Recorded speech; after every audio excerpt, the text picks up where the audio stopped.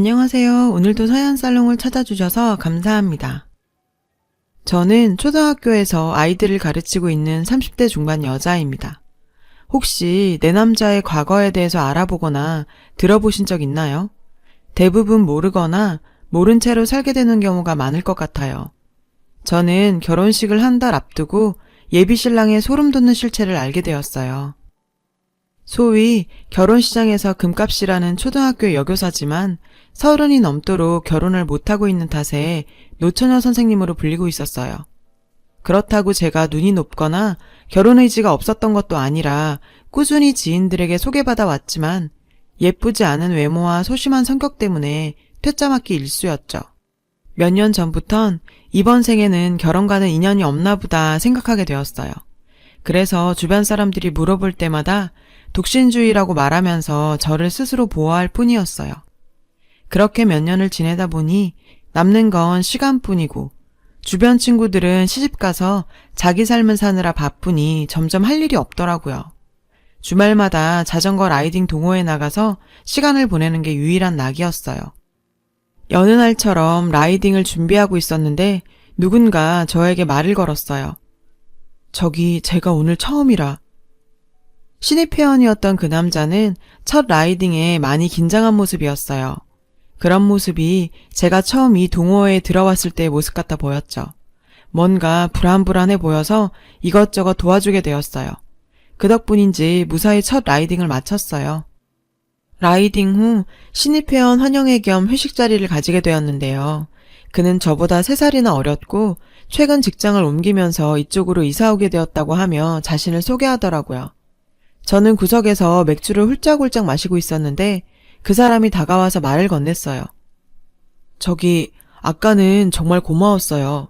제가 이런 동호회에 처음 나와봐서 많이 어리둥절했는데 도와주셔서. 그는 동호회 활동은 처음이라 어찌할지 몰랐는데 제 덕분에 무사히 라이딩 마칠 수 있었다면서 감사 인사를 전했고 제 옆에 앉아서 이런저런 이야기를 나누게 되었어요. 그날 이후 저희는 가끔 연락 주고받는 누나 동생으로 지내면서 라이딩이 없는 주말에는 영화까지 함께 보는 사이가 되었어요. 하지만 그때는 결코 남녀 사이의 감정은 아니었죠.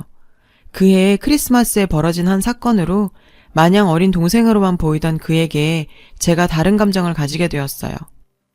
솔로인 저에게 성탄절은 그냥 하루 쉬는 날이었을 뿐 큰 의미를 가지지 못했어요. 이번에도 빨리 지나가 주길 기다리며 집에서 예능 프로그램을 보고 있었는데 그에게서 카톡이 오더라고요. 누나, 오늘 뭐해요? 혹시 시간 되면 밥 먹을래요? 그 역시 집에서 빈둥빈둥 하고 있다며 짝없는 사람들끼리 처량하게 있지 말고 밥이나 먹자고 했어요. 저도 오랜만에 크리스마스 기분도 낼 겸 원피스에 힐까지 신고 나갔죠. 그는 남산에 한번 꼭 가보고 싶었다면서 남산에 있는 레스토랑을 예약해두었다고 하더라고요. 그의 차를 타고 도착한 남산에는 이미 수십 쌍의 커플들이 데이트를 즐기고 있었죠. 역시 크리스마스는 커플들의 날이구나 하는 생각을 하고 있었는데 갑자기 그는 잠깐 차에 다녀오겠다며 달려갔고 운동화 한 켤레를 가지고 왔어요. 누나, 미안해요. 내가 남산 온다고 미리 말 안 해서 힐이 많이 불편했죠? 이거 우리 엄마 신발인데 이거라도 좀 신어봐요. 안 그래도 오랜만에 힐을 신다 보니 뒤꿈치도 까지고 발목도 아파서 식은땀이 날 정도였거든요. 그는 그걸 눈치챘는지 운동화를 가져다 줬고 평생 살면서 처음 받아보는 이런 배려에 가슴이 콩닥콩닥 뛰기 시작했어요. 맛있는 식사 후에 우리는 서울 야경을 보기 위해 전망대에 갔어요. 그가 잠깐 커피 사오겠다며 자리 비운 사이 누군가 제 어깨를 툭툭 쳤어요. 돌아본 그곳에는 동료 선생님이 남자친구와 서 있었어요. 선예쌤, 여긴 웬일이세요? 혼자 오셨어요? 여기 제 남친. 평소에도 얄밉기로는 그지없던 동료 선생님은 자신의 남친을 인사시키며 정말 사람 속 긁는 말을 해대는 거 있죠. 쌤, 잘했어요. 남친 없어도 이런 날은 기분 내야죠. 저희랑 커피라도 마실래요? 자기 괜찮지? 아니, 나도 일행이. 에이, 선혜쌤 남친 없는 거 다 아는데 저한테까지 숨기실 필요는 없어요. 같이 가요. 평소에 나를 어떻게 생각한 건지. 일행이 있다는 말에도 그저 불쌍한 노처녀 취급하는 동료쌤에게 따지고 싶었지만 트리플 A인 소심한 저로서는 아무 말도 할 수 없었어요. 너무 비참한 마음에 빨리 이 순간이 지나가길 빌고 있는 그때 그가 등장했어요. 선예씨, 오래 기다렸죠? 카페 줄이 밀려서. 춥죠? 이거 입어요. 갑자기 등장한 그는 저에게 본인이 입고 있던 코트를 입히면서 동료 선생님에게 본인을 소개했는데 안녕하세요. 저 선혜씨 남자친구입니다. 본인을 제 남자친구라고 소개하며 제 손을 꼭 잡는 그의 모습에 떨리는 마음을 주체할 수 없어서 제 마음이라도 들킬까 멍하게 서 있었어요. 그는 그런 제 마음을 아는지 모르는지 동료 선생님이 떠나자마자 원래의 모습으로 돌아왔어요. 누나, 참 저 사람 인성 고약하네. 내가 보고 있다가 도저히 못 참겠어서 나섰어요. 혹시 제가 오지랖 부린 건 아니죠? 왜 이렇게 가슴은 눈치 없이 뛰는 건지 그저 동생이던 그를 쳐다보기만 해도 설레는 통에 더는 있을 수가 없었고 아프다는 핑계로 서둘러 집으로 돌아왔어요. 그리고 이미 동료쌤들과 함께 있는 단톡방은 제 연애 소식으로 난리가 나 있었는데요. 다들 제 연애를 축하해주는 통에 슬슬 뒷일이 걱정되긴 했지만 어차피 곧 겨울방학이니 대충 둘러댔고 시간이 사람들을 진정시켜줄 거라 생각했어요. 그 얄미운 동료 선생님은 끝까지 저를 곤란하게 만들었어요. 이제 선예쌤까지 남친 생겼으니 이번 신년 모임에 커플로 모이죠. 선예쌤도 괜찮죠? 다음 주에 바로 커플 모임이라니. 일주일도 지나지 않아 제 가짜 연애가 들통나게 생겼으니 커플 모임이라는데 혼자 가는 것도 너무 비참할 것 같아서 이번 신년 모임에는 무슨 핑계를 대서라도 빠지기로 생각했어요. 아이들 겨울방학 준비에 주말까지 출근해서 일하는 통에 그 주에 있던 자전거 라이딩 모임에도 참석 못하고 학교에서 서류 정리를 하고 있었거든요. 그에게 장문의 문자가 왔어요. 누나, 오늘 라이딩 안 나왔던데 혹시 내가 크리스마스에 했던 행동 때문에 화난 거예요? 제가 너무 제 생각만 하고 행동한 것 같아요. 누나 입장에서 곤란할 수도 있다는 생각을 못했어요. 미안해요. 그는 제가 그날 일 때문에 화가 나서 라이딩에 참석 안 한 걸로 오해하고 있었어요. 그렇게 저에게 정중하게 사과하는데 생각지도 않은 상황에 그저 당황스러웠죠. 노처녀로 살다 보니 여기저기서 이런 꼴 저런 꼴 다 당해도 봤거든요. 그런데 처음으로 그런 상황에서 거짓으로라도 저를 구제해준 그에게 오히려 감동했고 고마웠을 뿐이었는데 말이에요. 오해를 풀기 위해 포장마차에서 술을 한잔하게 되었어요. 그 자리에서 갑작스러운 그의 고백을 받게 되었는데요. 술자리의 분위기가 무르익었을 쯤 그는 저에게 이상한 질문을 했어요. 누나, 혹시 나 어떻게 생각해요? 순간 뭐라고 대답해야 할지 아무 생각이 들지 않아 우물쭈물하고 있었는데 선혜야, 나랑 사귀자. 순간 제 이름을 부르며 사귀자고 하는 그에게 그렇게 소심한 제가 저도 모르게 그러자 라고 대답해버렸어요. 그날 저희는 함께 밤을 보내게 되었죠. 사실 나이 30 넘어서는 부끄러운 이야기지만 그게 저의 첫 경험이었고 부끄러워하는 저를 배려한 그 덕분에 좋은 시간을 보내게 되었어요. 동료 선생님들과의 커플 모임에도 당당하게 그와 함께 참석하게 되었어요. 늦게 배운 도둑질에 밤새는 줄 모른다는 말이 있잖아요. 제 아파트에 살림을 합쳐 함께 살기 시작했고 6개월간의 연애를 끝으로 결혼 약속을 하게 되었어요. 그와 함께 결혼 준비도 차근차근 되어갔고요. 예비 시부모님을 뵙기 위해 경주를 찾아갔어요. 시부모님께서는 저희가 참 잘 어울린다며 저를 환영해 주셨습니다. 이런저런 이야기를 나누게 되었는데 집에 있는 내내 예비 시어머니께서 뭔가 저에게 숨기고 있다는 찜찜한 느낌을 떨칠 수가 없었어요. 그렇게 결혼을 한 달 앞둔 어느 날 본인을 제 남친의 전 여자라고 밝힌 여자분이 학교에 찾아왔더라고요.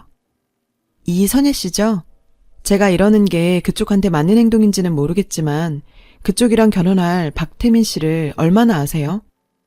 뜬금없이 남자친구를 얼마나 알고 있냐고 묻는 그녀는 저에게 사진 한 장을 내밀며 충격적인 진실을 이야기했어요.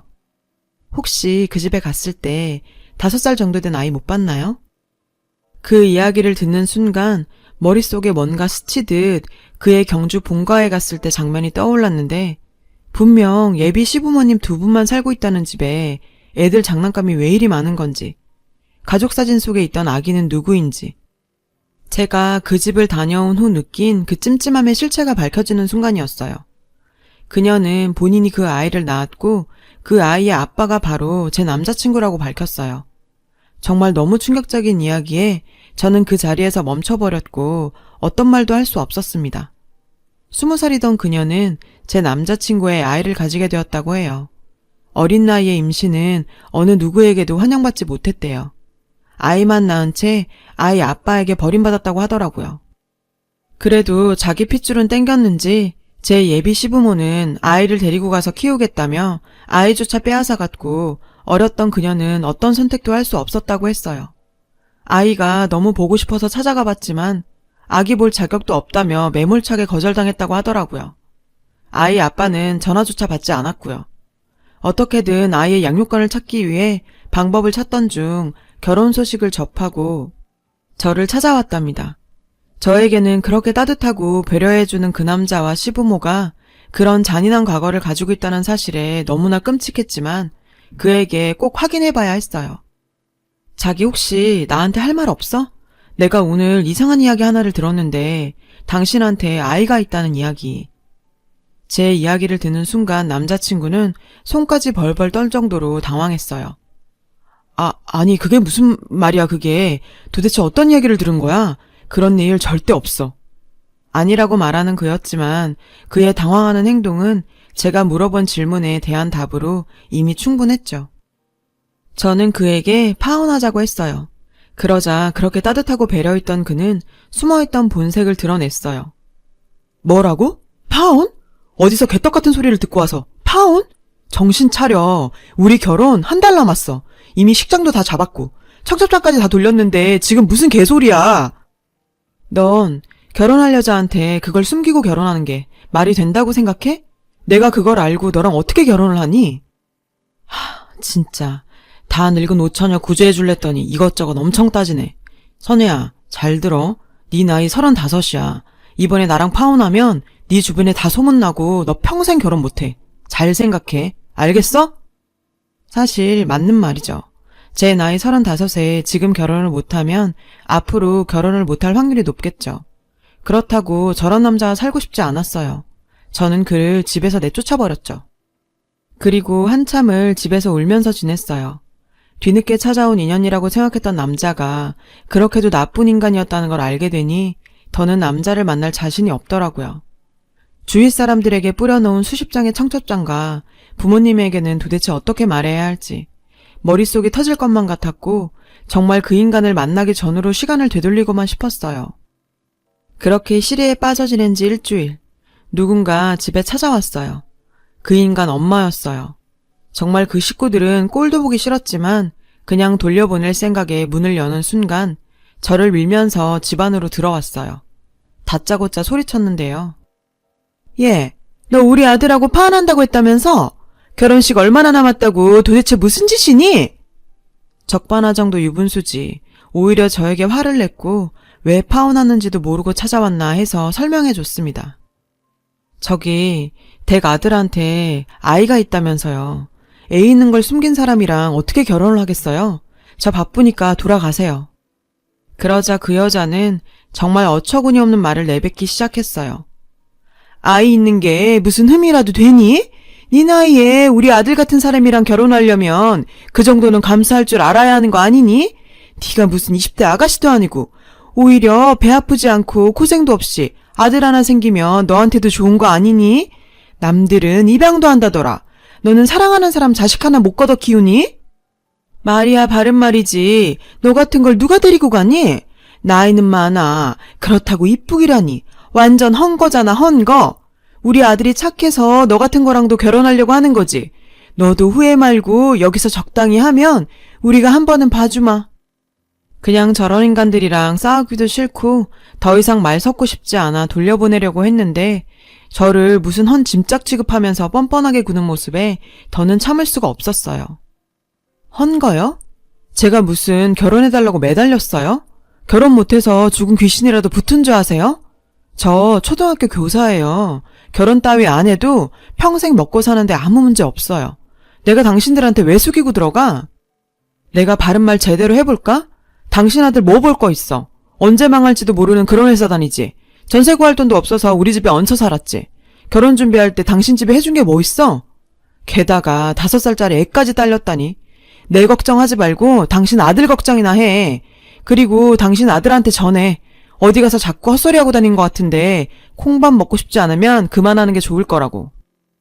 제가 아무 말도 못하고 그냥 납작 엎드릴 거라 예상했던 건지 제 당당한 모습에 당황한 모습의 그 여자를 저도 밀어서 내쫓아버렸어요.